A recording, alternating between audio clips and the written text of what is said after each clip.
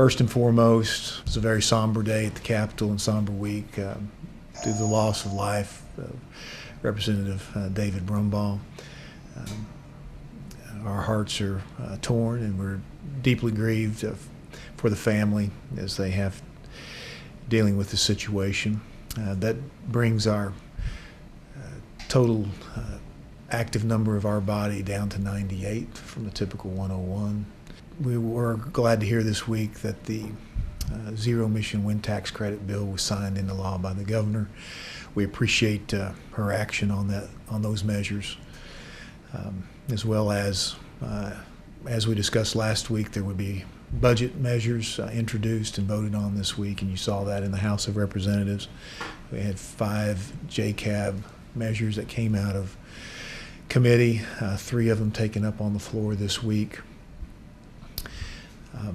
You'll continue to see more of that next week. And once again, as I've communicated in the past, the approach to the budget and those building blocks of the budget will be these JCAP measures, and we are starting with the tax credits, then the exemptions, and then the deductions. Those are the 51 vote measures, and then we'll be moving to the 76 vote measures. Still feel like we're very much ahead of schedule on the budget. There's going to be a lot of activity going forward, a lot of measures to roll out and to discuss as we put this budget together. It's unknown at this time from the House Republican caucus.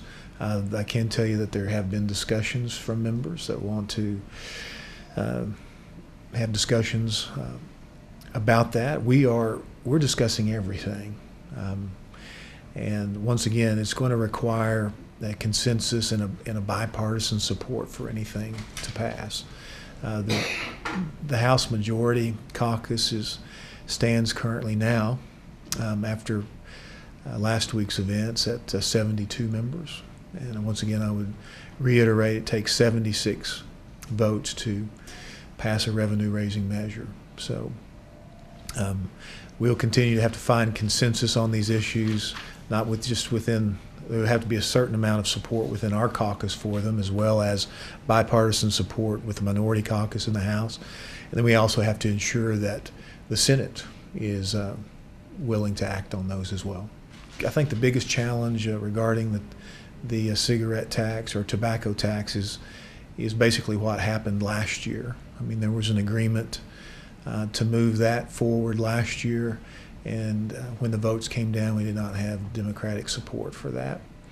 So in terms of the amounts, we've been more, discussions have been more about what level of support there would be overall bipartisan in the House of Representatives rather than what the actual dollar amount might be.